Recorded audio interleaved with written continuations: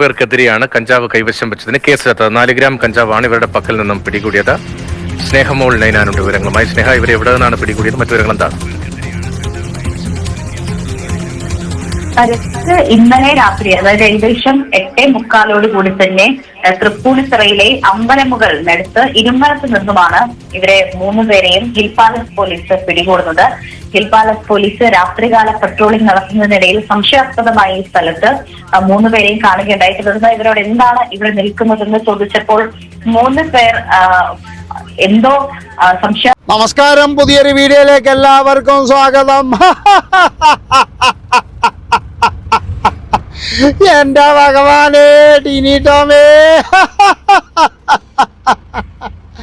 അല്ല മോനെ, നീയല്ലേ പറഞ്ഞ നിന്റെ മകനെ പിന്നെ മലയാള സിനിമയിൽ അയച്ചു കഴിഞ്ഞാലും കഞ്ചാവിന് അടിമയാകും, അല്ല ഓനെ കഞ്ചാവങ്ങ് തീറ്റിക്കും. അതിന് ധ്യാൻ ശ്രീനിവാസൻ തന്നെ ഒരു മറുപടി ഉണ്ട്. എന്താണെന്നറിയില്ലേ? അതായത് നിന്റെ മകന്റെ അണ്ണാക്കിൽ ആരും കുത്തി കയറ്റി കൊടുക്കത്തില്ല കഞ്ചാവ്. അത് വേണമെന്നുണ്ടെങ്കിൽ അവൻ തന്നെ തീരുമാനിക്കണം എന്ന്. എന്നിട്ടിപ്പോൾ എന്തായി?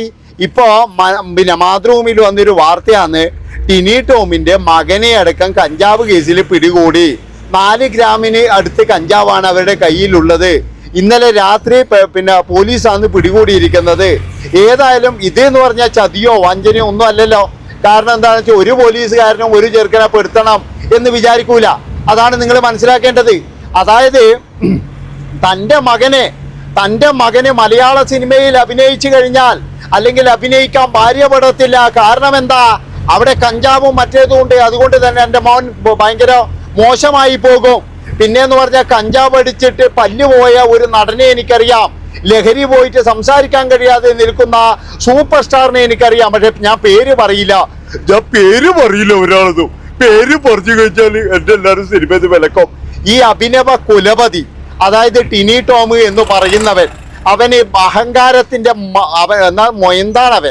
അഹങ്കാരം കൊണ്ട് കണ്ണ് കാണാത്തവനാണ് അവൻ. അവനിത് ദൈവം അറിഞ്ഞുകൊണ്ട് കൊടുത്ത ശിക്ഷയാണെന്നേ ഞാൻ പറയുള്ളൂ. അതായത് നീ ഒരുപാട് പേര് ഇതിന്റെ പേരിൽ അപമാനിച്ചിട്ടുണ്ട്. സിനിമാക്കാരെ മുഴുവൻ നീ ആ ചോറ് തിന്നിട്ടും അവരെ മുഴുവൻ നീ അപമാനിച്ച് സംസാരിച്ചിട്ടുണ്ട്.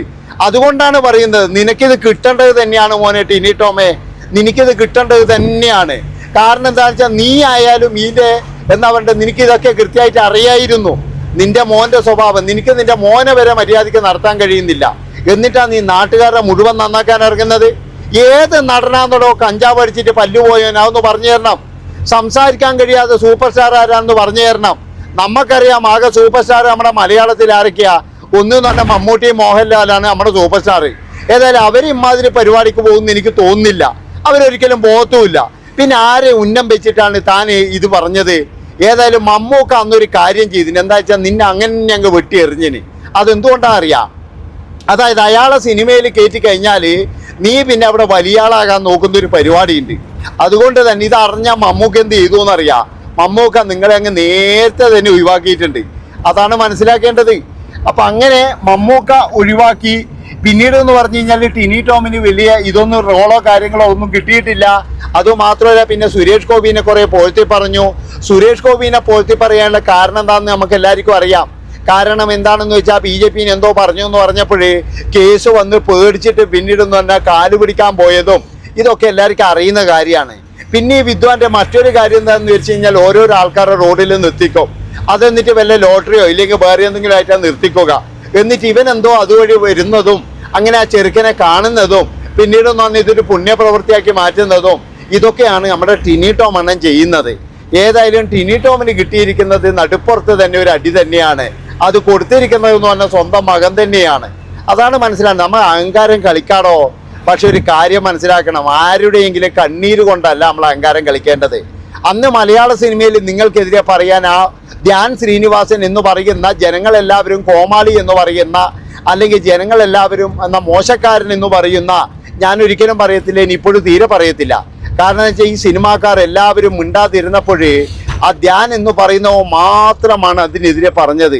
ധ്യാൻ എന്താ പറഞ്ഞതെന്നറിയാം? അതായത് ഒരു മനുഷ്യന്മാർ പോലും കഞ്ചാവ് നിന്റെ മോന്തയിൽ തിരികെ തരൂല. അതാണ് മനസ്സിലാക്കേണ്ടത്. എന്നിട്ടിപ്പോൾ എന്തായി? അതേ ചെറുക്കനെ തന്നെ പിടിച്ച് അനുഭവിച്ച് നാറിയില്ലേ? എന്തൊരു അഹങ്കാരമായിരുന്നു. വലിയ സൂപ്പർ സ്റ്റാറിൻ്റെ സിനിമയിൽ എൻ്റെ മോനെ വിളിച്ചിരുന്നു. എൻ്റെ ഭാര്യ അങ്ങനെ വിടത്തില്ല. കാരണം എന്താണെന്ന് വെച്ച് കഴിഞ്ഞാൽ ഇന്ന് കഞ്ചാവും മയക്കുമരുന്നും കൊണ്ട് മലയാള സിനിമ മൊത്തം നശിച്ചിരിക്കുകയാണ്. ഇതൊക്കെ എല്ലാവർക്കും അറിയുന്ന കാര്യമാണ്. എന്നാലും ഇവൻ്റെ അഹങ്കാരം നിങ്ങൾ കണ്ടില്ലേ? എന്നിട്ട് ഇപ്പോഴെന്തായി മോനെ ടിനി ടോമേ? അതാണ് ഞാൻ പറയുന്നത്. അതായത് നിങ്ങൾക്ക് വേണമെങ്കിൽ എന്ന് പറഞ്ഞു കഴിഞ്ഞാൽ നിങ്ങളുടെ കാര്യം പറയാം, നിങ്ങളുടെ മകനെ വേണമെങ്കിൽ വിടാതിരിക്കാം. അയാളെ സിനിമയിൽ അഭിനയിപ്പിക്കണോ വേണ്ടോ എന്ന് നിങ്ങളാണ് തീരുമാനിക്കേണ്ടത്. അല്ലാതെ വലിയ വായിൽ വർത്താനം പറഞ്ഞിട്ട് സകല ആൾക്കാരെയും നാറ്റിച്ചിട്ട് ഇത് എന്താ പറയണ്ടത്, ഇതിനൊരു ലോബി തന്നെ ഉണ്ട്. അതുപോലെ തന്നെ എന്ന് പറഞ്ഞു കഴിഞ്ഞാൽ സൂചന വെച്ചിട്ട് സൂപ്പർ സ്റ്റാറുകളുടെ പേര് പറയുക, ഇതൊക്കെ പറഞ്ഞിട്ടും തനിക്കെന്താ കിട്ടിയത്? എന്നിട്ട് ഇപ്പോൾ ദൈവം തന്നെ തൻ്റെ മോത്ത് കൊണ്ട് തന്നില്ലായിരുന്നു. അതാണ് പറയുന്നത്. എനിക്ക് ഈ വാർത്ത കിട്ടിയപ്പോൾ തന്നെ ഞാനിപ്പോൾ ഒരു യാത്രയിലാണ്, അതുകൊണ്ട് തന്നെയാണ് കേട്ടോ. ഇതൊന്ന് പിന്നെ അനങ്ങുന്നൊക്കെ ഉണ്ട് ആയിരുന്നു ഇത് വീഡിയോ. അതൊക്കെ നിങ്ങൾ ക്ഷമിക്കുക. കാരണം എന്താ അറിയുക, ഈ വാർത്തയൊക്കെ എന്ന് പറഞ്ഞാൽ ചൂടോട് കൂടിയിട്ട് നിങ്ങളുടെ അടുത്ത് എത്തിച്ചില്ലേ പിന്നെ ഇതിനൊക്കെ ഒരു രസവുമില്ല. കാരണം അത്രത്തോളം ഇവൻ അഹങ്കാരം കാണിക്കും. അതാണ് നിങ്ങൾ മനസ്സിലാക്കേണ്ടത്. പ്രേം നസീറിനെ പറ്റിയിട്ട് ഇവൻ പറഞ്ഞ് നിങ്ങൾ കേട്ടതല്ലേ? അതായത് ഇവൻ എന്താ പ്രേം നസീറിൻ്റെ ആരാ ഇവൻ? പ്രേം നസീർ ഇവന് ഇവിടെ കിടക്കുന്നത്, പ്രേം നസീർ എവിടെ കിടക്കുന്നത്, ഇവൻ എവിടെ കിടക്കുന്നത്? എന്നിട്ട് പറയാം പ്രേം നസീർ എന്ന അവസാന കാലത്ത് ദുഃഖിച്ചിട്ടാണ് മരിച്ചത് എന്നൊക്കെ. അങ്ങ് തട്ടിവിടലാണ്. ഞാനെന്തോ മലയാള സിനിമയിലെ വേറെ എന്തോ ഇതാണ് എന്തോ കൊണാണ്ടറാണെന്ന് ഇവനൊക്കെ പറയുന്നത്. അതുപോലെ തന്നെ മറ്റൊരു കാര്യം എന്ന് പറഞ്ഞാൽ 2 ദിവസം മുമ്പ് അമ്മേൻ്റെ മീറ്റിംഗ്, ആ മീറ്റിങ്ങിൽ ഇവൻ ആ സ്റ്റേജിൽ കയറ്റിയിട്ടില്ല, എൻ്റെ കണ്ണീര് വീണിട്ടുണ്ട് എന്ന് പറഞ്ഞു. ആ വീണ കണ്ണീര് ഇനി നീ എന്നെ അങ്ങ് കോരിക്കൊണ്ടുപോയിക്കണം, ആ നല്ലതായിരുന്നു. കാരണം എന്ന് വെച്ചാൽ നീ അഹങ്കാരിയാണ്. കാരണം നീ പല ആൾക്കാരെയും വിളിച്ച് തെറി പറയാറുണ്ട്, പല ആൾക്കാരും നീ വിളിച്ചിട്ട് എന്തൊക്കെ പറയാറുണ്ട്. അതിനുള്ള ശിക്ഷയാണ് എനിക്ക് കിട്ടിയതെന്ന് ഞാൻ പറയുള്ളൂ. അല്ലാതെ ഇതൊരു എന്താ പറയേണ്ടത്, ഇങ്ങനെ ശിക്ഷ കിട്ടൂലല്ലോ. കാരണം നിനക്കത് വേണ്ടതാണായിരുന്നു, നീ ചോദിച്ചു വാങ്ങിയതാണെന്നേ ഞാൻ പറയുള്ളൂ. അത്രത്തോളം ഒരു എന്താ പറയേണ്ടത് ടിനി ടോം എന്ന് പറയുന്ന ആള് പലപ്പോഴും മിഞ്ഞാന്നങ്ങാറ്റ് ഏതോ ഒരാളെ പോകത്തിയിട്ടുണ്ടല്ലോ. അതായത് പണ്ട് പിന്നെ കുറേ നാൾ സുരേഷ് ഗോപിന, കുറേ നാൾ മമ്മൂട്ടീന, പിന്നെ കുറേ നാൾ രവീന, ഇപ്പോഴും വേറെ ആദ്യമോ പോഴ്ത്തിയിട്ടുണ്ടായിരുന്നു. കാരണം എന്താ അറിയാ, എല്ലാ തോണിയിലും കാല് വെക്കുകയാണ് ആശാൻ്റെ ഒരു തൊഴിൽ എന്ന് പറഞ്ഞു കഴിഞ്ഞാൽ. അത്രയേ ഉള്ളൂ, വേറെയൊന്നുമില്ല. അതായത് എല്ലാവരുടെ അടുത്തൊന്നും നല്ലത് പറയിക്കണം, എല്ലാവരുടെ അടുത്തൊന്നും നല്ലത് തന്നെ വരുത്തണം. ഇത് തന്നെയാണ് ആശാൻ ഉദ്ദേശിക്കുന്നത്, അല്ലാതെ വേറെ ഒരു തേങ്ങാക്കൊലിയല്ല.